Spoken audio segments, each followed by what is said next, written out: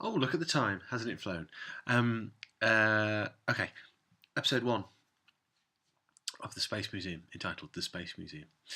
And it's another sideways in time type story, at least at the moment. And there's a load of things that come out of this episode. Loads of things to think about. First and foremost, it almost feels as if the Doctor Who is finding its own language, its own style, its own tone. It just drops. It anticipates the viewer is comfortable enough with the principles and the concept of the programme to start to play around with them to a certain extent. This whole first episode is basically a way of setting up a dilemma, which these days would be your pre-credits teaser. Basically, the Doctor and his companions see themselves as exhibits in a space museum. Okay, that would be your opening. Keep watching for this exciting episode. This takes a whole episode, which is great as well, because it effectively means that we get another story or another episode which is just our regulars, and we love our regulars now. Vicky's great as the Susan type, and Ian and Barbara are fabulous as they've always been. The Doctor gets on with Ian and Barbara so nicely now. There's a couple of daft gags about the clothes changing at the start. They've been in their Crusader clothes and then they're in their normal clothes, and the Doctor said, "But we've got our clothes on," and the Doctor says, "Well, I should hope so."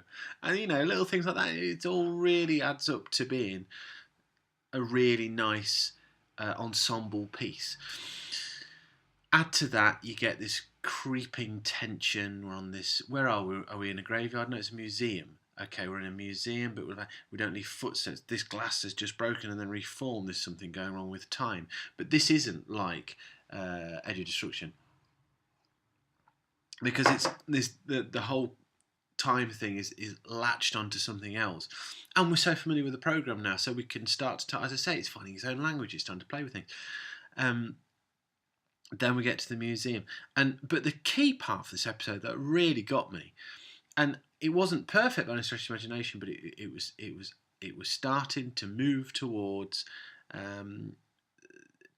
It's starting to really bed itself in. This is Doctor Who, and this is what Doctor Who does. Is when we've seen the exhibit Doctor and companions, our Doctor and companions who've been following them around, see exhibit Doctor and companions, and time sort of uncatches up with itself. And the way the programme does this, the shorthand it uses, is by showing still photographs of that which we have seen to this point, and some classical music. I must trace down what this classical music was. I mean, in its entirety it's probably quite dull, but this few seconds of building to the point where all the footprints appear in the dust that weren't there before, the exhibits disappear, and the Doctor, the cliffhanger, and I wanted this to be the cliffhanger. I said, we've arrived, even though they've been there for the episode.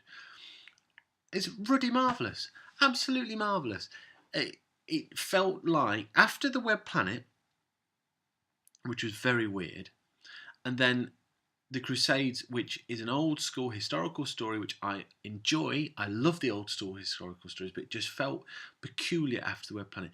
This feels very Doctor Who-y. It feels very comfortable in its own skin. It allows the regulars to do what they do very well, which is play their parts. It doesn't have any massive bells and whistles, but a nice little mystery to unravel within it. And it just holds up, sets up perfunctory, but do the job. And it was a great little singular episode of Doctor Who. Now, obviously, things are potentially going to all fall apart now, on the basis that all the guest stars will come in. There'll be something else lashed on. Oh, another thing, a Dalek appears in this story. Now, I remember when Doctor Who came back in 2000, whatever it was, 5 with Christopher Eccleston, and in the story Dalek, you saw a Cyberhead, and it was like, whoa, Cyberhead, whoa, how exciting. Now, is this the first nerdy fan thing? We got a little bit of a recap about Dalek invasion of Earth, and it was nice because Vicky said, I've read about them in history, because of course Vicky's from the future. that felt, very, very grown up, very, very sophisticated. This actually felt very modern for Doctor Who. I mean, that drop in the Dalek, but it's in a museum. It works. Love it. Brilliant episode of Doctor Who. I have no idea how this story's going to go. I must have seen this at some point, but I don't really remember. We'll see how it all pans out. But this was a brilliant episode of Doctor Who. Fabulous. What a panacea. Bye.